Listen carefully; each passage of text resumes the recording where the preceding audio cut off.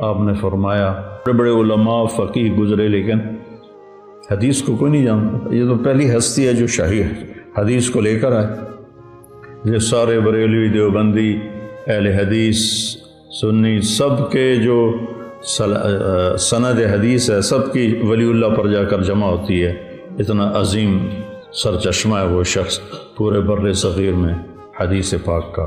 تو پہلے فلسفہ اور منطق اور خرافات، تو نبی والی زندگی نہیں پیش کی کہ میرے نبی کی گھر کی زندگی کیا تھی، اولاد کے ساتھ، ماں باپ کے ساتھ. ماں باپ تو تھے نہیں، پہلے ہی فوت ہو گئے. بچوں کے ساتھ، دشمن کے ساتھ، دوست کے ساتھ. تو جہیز بھی اسی ہندوؤں کی ایک رسم ہے جو ہمارے گاٹے فٹ ہو گئی ہے.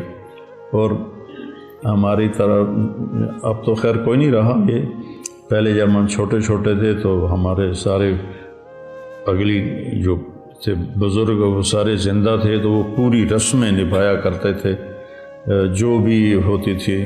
تو اس میں ایک رسم تھی کہ لڑکی کا جہیز ساری بارات والوں کو دکھایا جاتا تھا. وہ چور پائیاں بچ جاتی تھیں ہر ایک اپنے حساب سے. تو ہم نے اپنے گھروں میں دیکھا تو ایسے 4 پائیاں بچ جاتی تھی اور اس پر جناب کہیں کپڑے پڑے ہوئے ہیں، کہیں زیور پڑا ہوا ہے، کہیں جوتے پڑے ہوئے ہیں، کہیں بھانڈے پڑے ہوئے ہیں، پتیلے بھی پڑے ہوئے ہیں. اور بھائی ایک خاتون سے میں نے سنا ساڈا پتر ہن انگلینڈ ہوندا ہے، ہن تو اسی شادی تو پہلے پوچھنا ہے کہ سانو دیو گے کی. وہ تیرا بیڑا غرق جائے، وہ تمہیں اپنی بیٹی دے رہا ہے، جگر کا ٹکڑا کاٹ کے دے رہا ہے بیٹی، اس کے بعد کہہ رہے ہو سانو دیو گے کی. ہم تو ٹھٹ دیونا چاہیے. ایسے گھر کے تو قریب سے نہیں گزرنا چاہیے.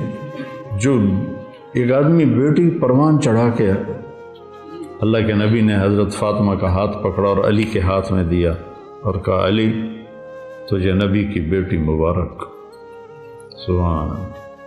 اور پھر سیدہ سے فرمایا کہ فاطمہ مجھے میرے خاندان میں جو سب سے زیادہ محبوب تھا میں نے تیرا ہاتھ اس کے ہاتھ میں دیا، علی بن ابی طالب علیہ السلام.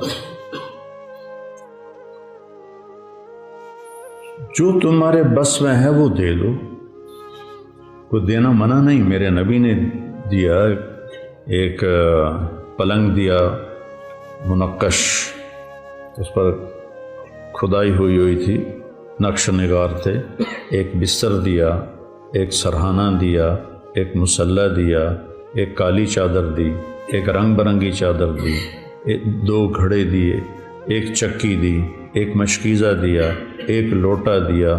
یہ 10 چیزیں میرے نبی نے، ایک چکی دی، چکی میں نے پہلے کہہ دیا. تو یہ 10 چیزیں میرے نبی نے اپنی بیٹی کو عطا فرمائیں.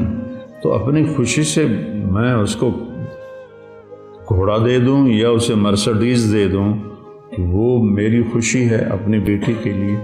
لیکن سسرال والے کہیں اے بھی چاہیے، اے بھی چاہیے، اے بھی چاہیے، اے بھی چاہیے. یہ بہت بڑا ظلم، بہت بڑی زیادتی. ان چیزوں کو اپنی گفتگو کا محور بناؤ. یہ وہ چیزیں ہیں جو اس وقت معاشرے کو بتانے کی ضرورت ہے. اور پھر اللہ تعالیٰ نے اس کو کس قدر خوبصورت تشبیہ دے کر ہمیں سمجھایا. ہن لباس لکم وانتم لباس لہن. یہ میں بار بار اس مضمون کو دہرا رہا ہوں اس لیے کہ مجھے پتہ ہے جب موقع آئے گا تو تمہیں سب کچھ بھول جائے گا. تو میں بار بار تمہارے دماغ کے دروازے پر دستک دینے کی کوشش کر رہا ہوں کہ تمہیں یہ جو غصے کے وقت آدمی بے وقوف ہو جاتا ہے، بے عقل ہو جاتا ہے، غصہ عقل کو کھا جاتا ہے.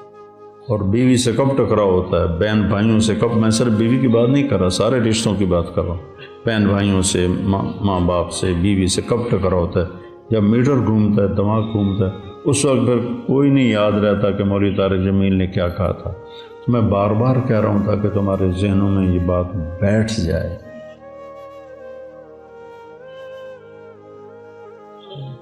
سب سے مشکل کام ہے اچھے اخلاق، کیونکہ ان کے سیکھنے کا وقت سب سے مشکل وقت. ابھی میں وہاں سے گھر سے چلتا ہوں کہ میں نے جا کے درس قرآن دینا ہے، میں نے ظہر کی نماز پڑھنی ہے. میرے لیے مشقت ہے. میں 10 منٹ کی ڈرائیو سے آتا ہوں، پونا گھنٹہ یہاں بولتا ہوں، لیکن میں ذہنی طور پر تیار ہوں اس مشقت کو برداشت کرنے کے لیے. روزے سے حلق خشک ہو رہا ہوتا ہے اور بولا نہیں جاتا، پیاس لگ رہی ہوتی ہے، جسم میں تپش ہوتی ہے. میں تیار ہوں کہ مجھے یہ مشقت برداشت کرنی. لیکن اچھے اخلاق برتنے کا جب وقت آتا ہے، وہ وقت وہ ہوتا ہے جب تمہیں غصہ چڑھا ہوتا ہے اور غصے کے بعد تمہارے بریک فیل ہو چکے ہوتے ہیں. وہ خاص طور پر جو سریع الغضب ہوں، ان کو تو اگلی پچھلی ساری ان کو یہ بھی بھول جاتا ہے کہ میں کون. تو پھر وہ بہہ جاتے ہیں. اچھے اخلاق کے سیکھنے کا وقت وہ ہے جب تمہیں حد درجے کا غصہ آیا ہو، نمبر 1، نمبر 1، نمبر 2، یا اگلا تمہارے ساتھ حد درجے کی بدتمیزی کر رہا ہو. تو اس وقت تھوڑی دیر تو تم کرو گے صبر، پھر تم بھی ابال آئے گا ہانڈی میں. تو میرے عزیزو، یہ بڑے نازک رشتے ہیں، اور اس میں خامند اور بیوی کا رشتہ سب سے نازک. اللہ کے نبی نے بتایا، آپ نے فرمایا، ما تزوجت وما زوجت الا بوحی من السماء نزل به جبریل. میں نے جہاں شادی کی، میں نے جہاں بیٹی کی شادی کی، آسمان سے اللہ کا حکم آیا، پھر میں نے شادی کی. تو پھر اتنی شادیاں اللہ نے کیوں کروائیں؟ ہمیں زندگی سکھانے کے لیے کہ ہر قسم کی عورت خاندان سے ہے، عورت برادری سے ہے، عورت خاندان برادری سے باہر ہے. یہ 3 نسبتیں ہیں. آپ نے ان تینوں نسبتوں سے شادی کی.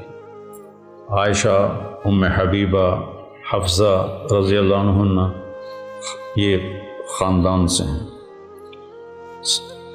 اور میمونہ برادری عرب برادری سے ہیں، قریش نہیں ہیں. جویریہ قریشی نہیں ہیں، برادری ہیں، عرب ہیں. صفیہ برادری سے بھی باہر، خاندان سے بھی باہر. اپنے سے کم عمر عائشہ، ہم عمر سودا، عمر سے بڑی خدیجہ. تو عورت عمر میں بڑی ہو تو میرے نبی کی مثال موجود ہے، عمر میں برابر ہو تو میرے نبی کی مثال موجود ہے، عمر میں کم ہو تو میرے نبی کی مثال موجود ہے. عمر میں کم ہے حضرت عائشہ رضی اللہ تعالیٰ عنہ. پھر وہ مال میں برابر ہو، مالدار ہو یا فقیر ہو، مال میں کم ہو. یہ 3 نسبتیں ہیں. خدیجہ رضی اللہ عنہ تعالیٰ مال میں اونچے ہیں، اور باقی تقریباً مال میں برابر ہیں.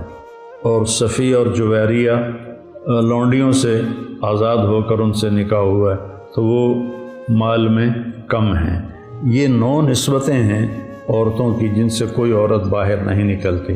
میرے نبی نے ہر نسبت کی عورت سے شادی کر کے دیکھا.